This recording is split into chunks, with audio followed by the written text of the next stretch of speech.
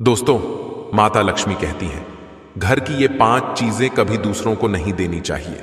खासकर दिवाली के समय में तो ये चीजें भूल से भी दूसरों को नहीं देनी चाहिए। अक्सर महिलाएं अपनी पड़ोसन को अथवा रिश्तेदारों को अपनी ये चीजें दे देती हैं, लेकिन ऐसी गलती कभी नहीं करना चाहिए। इसके भयंकर अशुभ परिणाम प्राप्त होते हैं। दोस्तों, माता लक्ष्मी की एक प्राचीन कथा में छिपा है वह महत्वपूर्ण ज्ञान जो हर स्त्री के लिए जानना अत्यावश्यक है। इस कथा के माध्यम से हम समझ सकते हैं कि घर की कौन सी 5 वस्तुएं कभी दूसरों को नहीं देनी चाहिए। जो भी स्त्री यह चीजें दूसरों को दे देती है, मां लक्ष्मी उसके घर को छोड़कर चली जाती है। इसीलिए दोस्तों, आप इस कथा को पूरा जरूर सुने, क्योंकि आधा अधूरा ज्ञान घातक होता है। जो भी इस कथा को पूरा सुनता है, मां लक्ष्मी उसकी झोली खुशियों से भर देती है। तो चलिए बिना देरी किए आपको वह प्राचीन कथा सुनाते हैं। दोस्तों, प्राचीन समय की बात है जब मध्य देश में एक अत्यंत समृद्ध और शोभायमान नगरी थी। इस नगरी में चारों ओर सुख समृद्धि का वास था और यहाँ के निवासी सुखी और समृद्ध जीवन व्यतीत कर रहे थे। इस नगरी में सुलोचना नाम की एक स्त्री निवास करती थी। सुलोचना अपने पति वाचस्पति और सास ससुर के साथ एक बड़े सुसज्जित घर में रहती थी। वाचस्पति एक वैश्य था जो अपनी मेहनत और ईमानदारी से अपने परिवार का पालन पोषण करता था। उसकी अनाज की दुकान नगरी में प्रसिद्ध थी, जहां लोग अपनी जरूरत की चीजें खरीदने के लिए आते थे। वाचस्पति की कड़ी मेहनत और ईमानदारी के कारण उसकी दुकान खूब चलती थी। सुलोचना एक पतिव्रता नारी थी जो अपने पति और परिवार के प्रति अत्यंत समर्पित थी। उसके हृदय में धर्म और सत्य के प्रति गहरी आस्था थी और वह अपने कर्तव्यों का पालन पूरी निष्ठा के साथ करती थी। सुलोचना का स्वभाव अत्यंत दयालु था और वह सदैव दूसरों की सहायता के लिए तत्पर रहती थी। उसका दिन सूर्योदय से पहले ही प्रारंभ हो जाता था। सुलोचना सुबह जल्दी उठकर सबसे पहले अपने घर के आंगन को स्वच्छ करती थी। वह रोज आंगन में रंग बिरंगी रंगोली बनाती थी, जिससे पूरा घर एक दिव्य आभा से भर जाता था। इसके बाद वह पूरे घर की सफाई करती और फिर स्नान करके भगवान की पूजा अर्चना में लीन हो जाती थी। सुलोचना का विश्वास था कि पूजा के बिना कोई भी दिन शुभ नहीं होता, इसलिए वह प्रतिदिन तुलसी के पौधे को जल चढ़ाती और देवी देवताओं की आराधना करती। उसके पूजा स्थल पर सजीवता का आभास होता था, जहां दीपक की ज्योति और धूप की सुगंध चारों ओर फैल जाती थी। सुलोचना के ये धार्मिक और कर्तव्यपरायण गुण उसे अन्य महिलाओं से अलग बनाते थे। उसकी सास ससुर और पति वाचस्पति उससे अत्यधिक प्रसन्न रहते थे, क्योंकि सुलोचना न केवल गृह कार्य में निपुण थी, बल्कि वह सभी का ध्यान भी बड़े प्रेम और सम्मान के साथ रखती थी। सुलोचना के बारे में नगर के लोग कहते थे, यह स्त्री साक्षात मां लक्ष्मी का रूप है। वह अपने परिवार का कितना अच्छा ध्यान रखती है और दूसरों की सहायता में सदैव तत्पर रहती है। सुलोचना दान पुण्य करने में भी कभी पीछे नहीं रहती थी। उसके दरवाजे से कोई भी याचक खाली हाथ नहीं लौटता था। सुलोचना का मानना था कि दूसरों की सहायता करने से ही सच्ची खुशी मिलती है। उसकी उदारता की चर्चा दूर दूर तक फैल चुकी थी और लोग उसके दयालु और परोपकारी स्वभाव की प्रशंसा करते नहीं थकते थे। सुलोचना अपने पड़ोसियों के साथ भी बहुत ही प्रेमपूर्ण व्यवहार करती थी। जो भी पड़ोसी किसी भी तरह की सहायता मांगता, सुलोचना बिना किसी हिचक के उसे दे देती थी। चाहे वह भोजन हो, वस्त्र हो या कोई अन्य आवश्यक वस्तु, सुलोचना सब कुछ खुले दिल से बांट देती थी। उसकी इस उदारता के कारण पड़ोसी भी उसका बहुत सम्मान करते थे और कहते थे, सुलोचना तो साक्षात देवी अन्नपूर्णा का अवतार है। सुलोचना का यह स्वभाव देखकर लोगों ने उसे बहुत सराहा, लेकिन उसने कभी इसका घमंड नहीं किया। वह सदैव विनम्रता और सम्मान के साथ सभी से बात करती थी। उसके भीतर कोई भी अहंकार का भाव नहीं था, बल्कि वह हर किसी को आदर और सम्मान देती थी। एक दिन सुलोचना का पति वाचस्पति, जो अनाज का व्यापारी था, थके हुए कदमों से घर लौटा। वाचस्पति ने देखा कि सुलोचना हमेशा की तरह मुस्कुराती हुई उसकी प्रतीक्षा कर रही थी। सुलोचना ने अपने पति को देखते ही कहा, हे नाथ, आप बहुत थके हुए लग रहे हैं। आज व्यापार में कुछ कठिनाई आई क्या? वाचस्पति ने एक थकी हुई मुस्कान के साथ उत्तर दिया, हाँ सुलोचना, आज का दिन कुछ कठिन रहा। व्यापार में उतनी सफलता नहीं मिली जितनी आशा थी, लेकिन तुम्हारा चेहरा देखकर सारी थकान दूर हो जाती है। सुलोचना ने प्यार से कहा, आप चिंता न करें, सब कुछ ठीक हो जाएगा। भगवान पर भरोसा रखें। चलिए, मैं आपके लिए भोजन लगाती हूँ। वाचस्पति ने अपने मन की चिंता को छुपाते हुए कहा, सुलोचना, तुम हमेशा मुझे सहारा देती हो। तुम्हारे बिना मैं कुछ भी नहीं हूं। तुम्हारी सेवा, तुम्हारा समर्पण ही मुझे हर दिन आगे बढ़ने की शक्ति देता है। सुलोचना ने अपने पति की बात सुनकर मुस्कुराते हुए कहा, हे नाथ, ये मेरा धर्म है। मैं आपसे बहुत प्रेम करती हूँ और आपकी सेवा करना ही मेरे जीवन का उद्देश्य है। आप ही मेरे लिए सब कुछ हैं। इस प्रकार से सुलोचना और उसका पति दोनों ही एक दूसरे के साथ प्रेम से रहते थे और एक दूसरे का ख्याल रखते थे। फिर एक दिन दोपहर के समय सुलोचना रसोई में काम कर रही थी। तभी उसकी पहली पड़ोसन वासंती, जो उसकी अच्छी मित्र भी थी, उसके घर आई। वासंती का चेहरा चिंतित और थका हुआ लग रहा था। जब उस पड़ोसन ने आवाज लगाई तो सुलोचना रसोई घर से चलकर बाहर आ गई तो उसने देखा कि उसकी पड़ोसन खड़ी हुई है। सुलोचना ने उसका स्वागत करते हुए उससे कहा, आओ वासंती बहन, आज कैसी हो? तुम्हारे चेहरे पर चिंता की रेखाएं क्यों हैं? कुछ परेशानी है क्या? सुलोचना की पड़ोसन वासंती ने थोड़ा संकोच करते हुए कहा, सुलोचना बहन, आज मेरे घर पर अचानक बहुत सारे मेहमान आ गए हैं।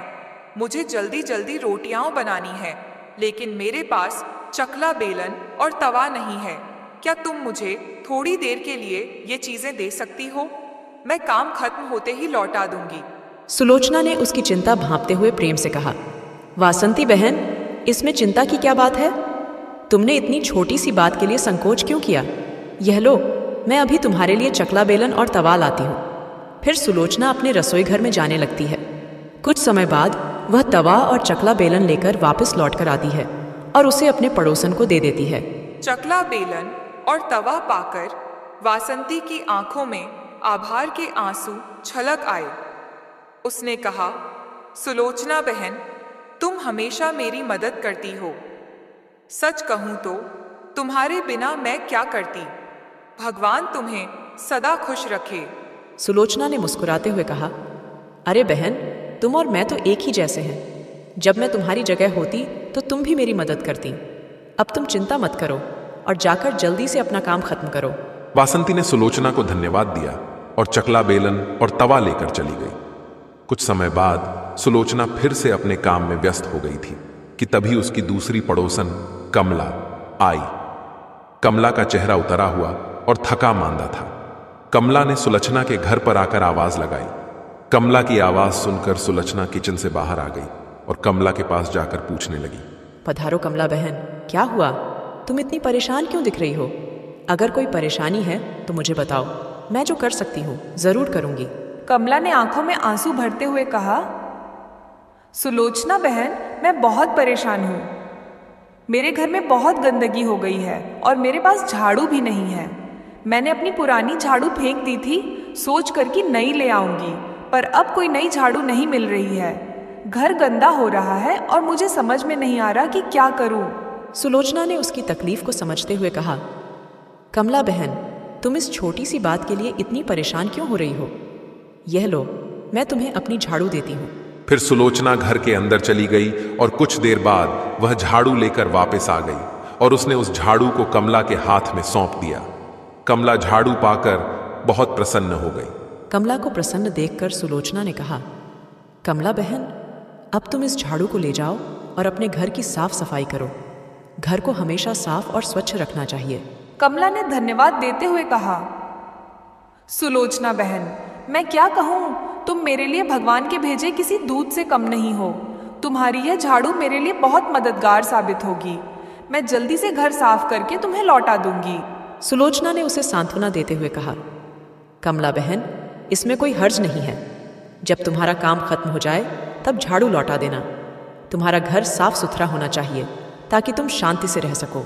कमला ने सुलोचना को धन्यवाद कहा और झाड़ू लेकर चली गई। फिर शाम होने को थी जब सुलोचना ने दरवाजे पर दस्तक सुनी। अब सुलोचना की तीसरी पड़ोसन रुक्मिणी उसके घर पर आई थी। रुक्मिणी का चेहरा उदास और चिंता में डूबा हुआ था। फिर सुलोचना भी चलकर रुक्मिणी के पास आ गई और बड़े ही प्रेम से उससे कहने लगी, रुक्मिणी बहन, आज तुम्हारा चेहरा इतना उदास क्यों है? अगर कुछ समस्या है तो मुझे बताओ, मैं जो कर सकती हूँ ज़रूर करूँगी।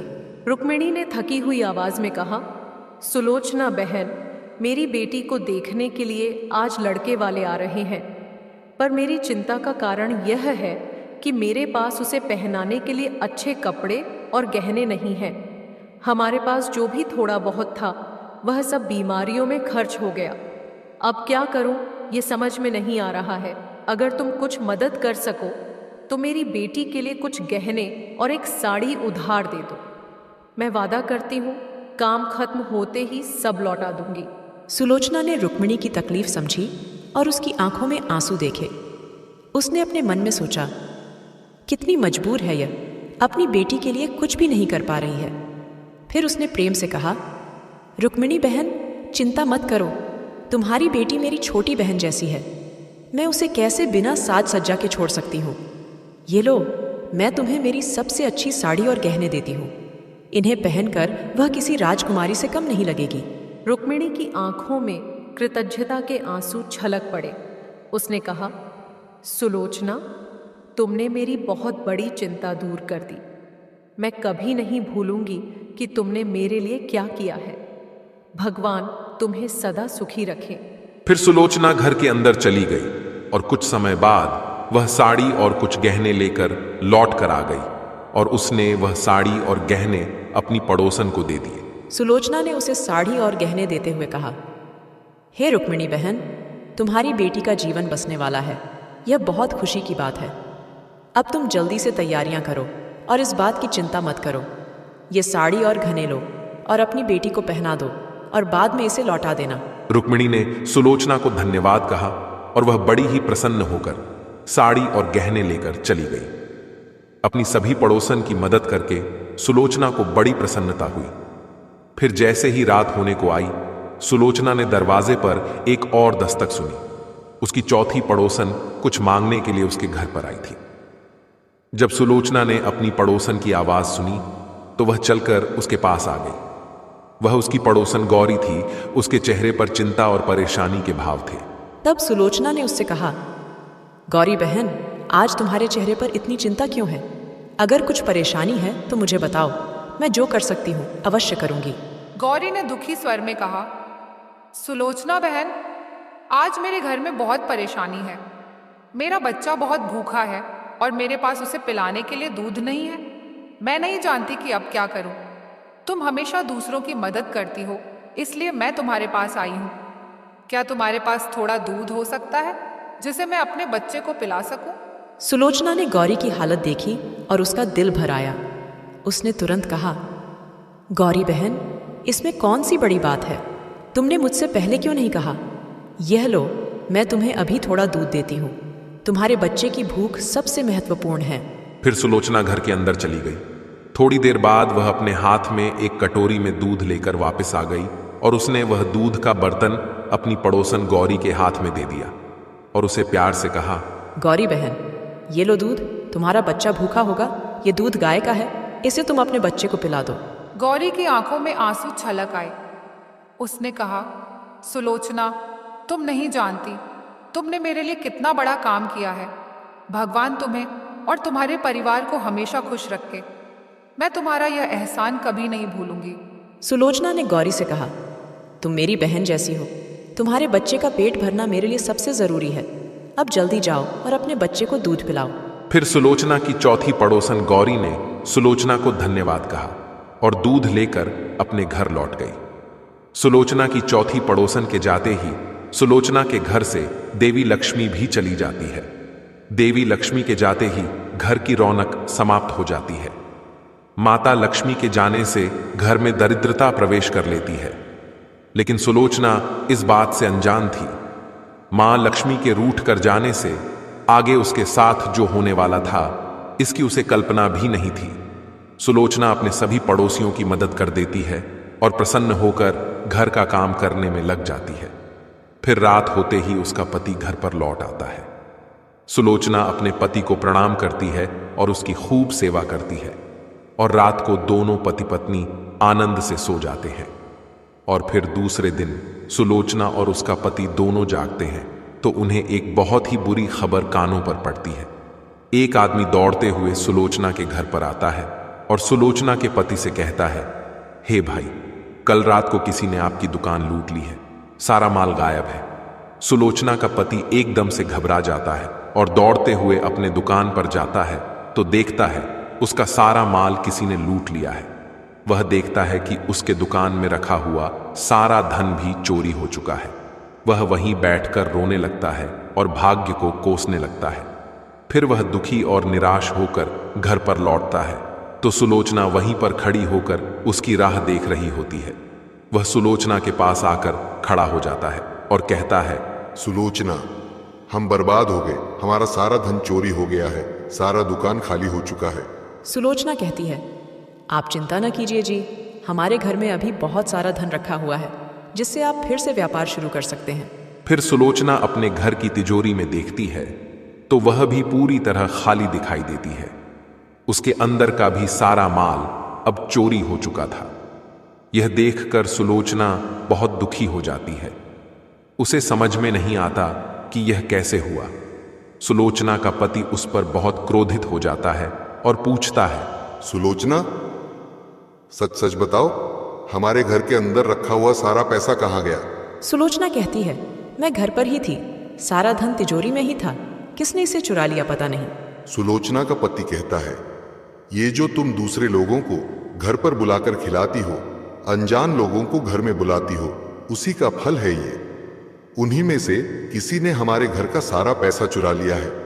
क्रोध में आकर सुलोचना का पति उसे भला बुरा कहता है। सुलोचना की सास भी उसे बहुत कोसती है और कहती है, तुम ही इन पड़ोसियों को घर की चीजें देती रहती हो, बिना सोचे किसी की भी मदद कर देती हो। उन्हीं में से किसी ने सारा पैसा चुरा लिया है। घर के सभी लोग सुलोचना को भला बुरा कहने लगते हैं। फिर सुलोचना अपने पति को दिलासा देते हुए कहती है, हे नाथ, मैंने मेरे कुछ गहने हमारी पड़ोसन को दिए हैं, मैं उसके पास से गहने लेकर वापस आती हूँ। फिर सुलोचना उस गरीब पड़ोसन के घर पर जाती है तो देखती है उसके घर पर कोई नहीं होता है। वह स्त्री भी घर छोड़कर सुलोचना के गहने लेकर भाग गई होती है। सुलोचना निराश होकर घर पर लौटती है और अपने पति को सारी बात बता देती है। सुलोचना की बात सुनकर उसका पति आग बबूला हो जाता है और सुलोचना को भला बुरा कहने लगता है। सुलोचना का पति कहता है, हे सुलोचना, तुम बड़ी मूर्ख हो, तुम्हारे ही कारण हमारा सारा धन वैभव चला गया है। तुम्हारे दान देने की आदत के कारण ही हमारे ऊपर यह मुसीबत आन पड़ी है। अब तू इस घर में नहीं रह सकती, तू अभी इसी क्षण इस घर को छोड़कर चली जा। सुलोचना कहती है, हे नाथ, आपके सिवा मेरा इस दुनिया में कोई नहीं है, मैं आपको छोड़कर कहाँ जाऊं। सुलोचना का पति कहता है, तू कहीं पर भी जा, लेकिन अब इस घर में तू नहीं रह सकती। तेरे ही कारण मेरा सब कुछ बर्बाद हो गया है। तू इस घर में रहेगी तो बचा कुचा सब नष्ट हो जाएगा।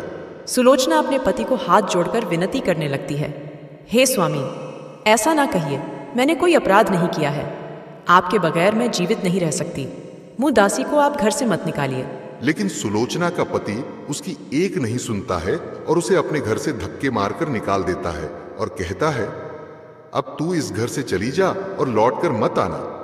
चाहे तो किसी नदी में कूदकर अपनी जान दे दे, लेकिन अब तू इस घर में मेरे साथ नहीं रह सकती। फिर सुलोचना दुखी होकर रोते हुए अपने पति के घर को छोड़कर चली जाती है। थोड़ी ही दूर चलने के बाद उसे माता लक्ष्मी का एक मंदिर दिखाई देता है।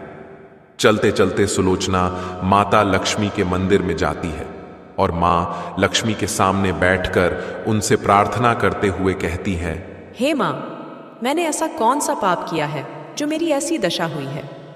हे माँ लक्ष्मी, मैं तो नित्य आपकी पूजा करती थी, फिर भी आपने मेरा घर क्यों छोड़ा? कृपया मुझे बताओ माँ, मैंने ऐसा कौन सा अपराध किया जो आप मुझसे रूठ गई हो। फिर सुलोचना वहीं पर बैठकर सोचने लगती है, यदि मेरे पति मेरा स्वीकार नहीं करेंगे तो मैं जीवित रहकर क्या करूं? यदि मेरे ही कारण मेरे पति की दुर्दशा हुई है तो मुझे जीवित रहने का कोई अधिकार नहीं है। इतना सोचकर सुलोचना अपने प्राण देने के लिए नदी की तरफ जाने लगती है। नदी के पास जाकर सुलोचना माता लक्ष्मी से प्रार्थना करती है। हे माँ लक्ष्मी, अब मैं अपने प्राण देने जा रही हूँ। यदि मेरे द्वारा तुम्हारी पूजा में कोई कमी रह गई हो तो मुझे माफ करो। मैं अपने पति के बगैर जीवित नहीं रह सकती, इसीलिए अब मैं इस नदी में कूदकर अपने प्राण दे दूंगी। इतना कहकर सुलोचना नदी में कूदने ही वाली होती है कि साक्षात मां लक्ष्मी उस स्थान पर प्रकट हो जाती है। माता लक्ष्मी का वह स्वरूप अत्यंत दिव्य और तेजस्वी था।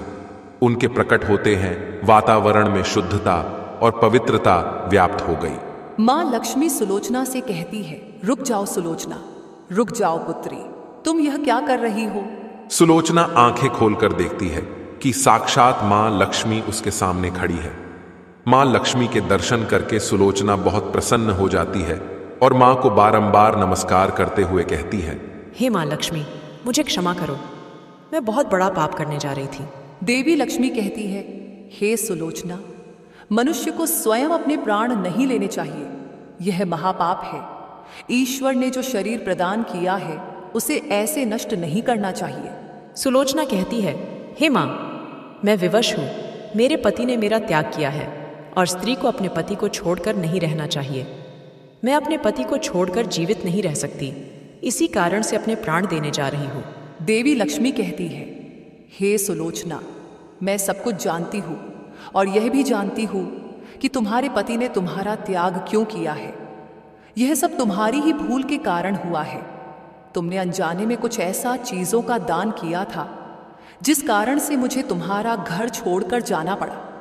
जो भी स्त्री अपने घर की इन चीजों को दूसरों को दे देती है, उनके घर में मेरा वास नहीं होता है। मैं उन वस्तुओं के साथ ही उनका घर छोड़कर चली जाती हूँ। तब सुलोचना कहती है, हे माँ, ऐसी वह कौन सी वस्तुएं हैं? कृपया आप मुझे बताइए, मैंने कौन सी वस्तुओं का दान किया जिस कारण से आपने मेरे घर का त्याग किया है? देवी लक्ष्मी कहती है, हे पुत्री, अब तुम ध्यान से सुनो। मैं तुम्हें उन चीजों के बारे में बताती हूँ जो किसी भी स्त्री को दूसरों को नहीं देनी चाहिए। इन चीजों का दान करने पर मैं उस घर को छोड़कर चली जाती हूँ। हे सुलोचना, सबसे पहली वस्तु है चकला बेलन और तवा। किसी भी स्त्री को अपने घर का चकला बेलन और तवा कभी दूसरों को नहीं देना चाहिए। रसोई घर में इन वस्तुओं का महत्व सबसे अधिक होता है। इन वस्तुओं की पवित्रता सदैव ही बनी रहनी चाहिए। इन्हीं वस्तुओं से भगवान विष्णु को प्रसाद बनाया जाता है और तवे पर बनी पहली रोटी भी गाय को खिलाई जाती है। इसीलिए इन वस्तुओं को हमेशा स्वच्छ और शुद्ध रखना चाहिए। दूसरों को देने पर यह अपवित्र हो सकती है और फिर इनका उपयोग करना अशुभ फल प्रदान करता है। इसीलिए सुलोचना, तुमने अपने रसोई घर के चकला बेलन और तवा अपनी पड़ोसन को देकर पहली सबसे बड़ी भूल की है। आगे माँ लक्ष्मी कहती है, हे सुलोचना, अब तुम दूसरी वस्तु के विषय में सुनो। तुमने अपनी पड़ोसन को अपने घर में रखी हुई झाड़ू ही दे दी, जिस वस्तु में मेरा सदैव वास होता है। जो वस्तु मुझे सबसे अधिक प्रिय है, तुमने उसे ही दूसरे को दे दिया, तो फिर मैं तुम्हारे घर में कैसे ठहरती? हे सुलोचना, जो स्त्री अपने घर की झाड़ू दूसरों को दे देती है, मैं उसके घर को त्याग देती हूँ। झाड़ू से घर की स्वच्छता की जाती है और जहाँ पर स्वच्छता होती है उसी स्थान पर मेरा वास होता है। ध्यान में रखना सुलोचना, घर में झाड़ू को हमेशा छिपा कर रखना चाहिए। झाड़ू पर बाहरी व्यक्ति की दृष्टि भी नहीं पड़नी चाहिए। झाड़ू एक अत्यंत पवित्र वस्तु है, इसे पैर नहीं लगाना चाहिए और इससे कभी विष्ठा आदि प्रकार की गंदगी साफ नहीं करनी चाहिए। माँ लक्ष्मी कहती है, हे सुलोचना, अब तुम तीसरी वस्तु के विषय में सुनो जो एक स्त्री को कभी दूसरों को नहीं देनी चाहिए। वह वस्तु है आभूषण। एक स्त्री को अपने आभूषण कभी अन्य महिला को नहीं देने चाहिए। मैं सदैव ही आभूषणों में वास करती हूँ। स्त्री के 16 श्रृंगार में गहनों का बहुत अधिक महत्व होता है। एक विवाहित स्त्री को अपने आभूषण कभी अन्य स्त्री को पहनने के लिए नहीं देने चाहिए। जो स्त्री अपने आभूषण अन्य स्त्रियों को देती है उसके जीवन में दुर्भाग्य आता है। हे सुलोचना, अब मैं तुम्हें चौथी वस्तु के विषय में बताती हूँ। किसी भी मनुष्य को शाम हो जाने के बाद कभी सफेद रंग की वस्तुओं का दान नहीं करना चाहिए, किंतु तुमने शाम के समय दूध का दान किया था। शाम को दूध का दान करने से जीवन में दुर्भाग्य आता है। शाम को सफेद रंग की चीजें दान करने से मनुष्य के जीवन में अशुभ काल आता है। माँ लक्ष्मी कहती है, हे सुलोचना, अब मैंने तुम्हें उन सभी वस्तुओं के बारे में बता दिया है जिनका कभी दान नहीं करना चाहिए। ये वस्तुएं कभी दूसरों को उधार में अथवा उपयोग के लिए नहीं देनी चाहिए। सुलोचना कहती है, हे माँ लक्ष्मी, मुझसे बड़ी भूल हो गई। मैं इन बातों से अनजान थी। कृपया मुझे क्षमा करो और अब मुझे प्रायश्चित करने का उपाय बताओ। देवी लक्ष्मी कहती है, हे सुलोचना, तुमने प्रायश्चित पहले ही कर लिया है, इसीलिए अब तुम अपने घर पर लौट जाओ। मैं तुम्हें तुम्हारा संपूर्ण वैभव और धन संपत्ति लौटा देती हूँ। इतना कहकर माँ लक्ष्मी उस स्थान से अंतर ध्यान हो जाती है। फिर सुलोचना भी मां लक्ष्मी को धन्यवाद करती है और उस स्थान से घर की तरफ जाने लगती है। तभी उसका पति ढूंढते हुए उसी की तरफ आ रहा होता है। वह सुलोचना के पास आकर उससे क्षमा मांगता है और कहता है, हे सुलोचना, मुझे माफ करो, मैंने तुम्हें बहुत भला बुरा कहा था। तुम तो साक्षात देवी के समान हो। माँ लक्ष्मी की कृपा से हमें अपना सारा धन वैभव वापस मिल गया है। जिन लोगों ने हमारा धन लूटा था उन सभी ने हमारा धन हमें लौटा दिया और तुम्हारा नाम लेते हुए क्षमा मांग ली है। यह सुनकर सुलोचना बहुत प्रसन्न होती है और अपने पति के साथ घर पर लौट जाती है। मां लक्ष्मी की कृपा से सुलोचना के घर में फिर से सुख समृद्धि आती है और उसके बाद से सुलोचना ने अपने घर की ये 4 चीजें कभी दूसरों को नहीं दी। तो दोस्तों, उम्मीद है आपको यह कथा पसंद आई होगी। वीडियो को लाइक जरूर करें और कमेंट में जय मां लक्ष्मी जरूर लिखें। साथ ही चैनल को सब्सक्राइब करें। आप सभी का धन्यवाद।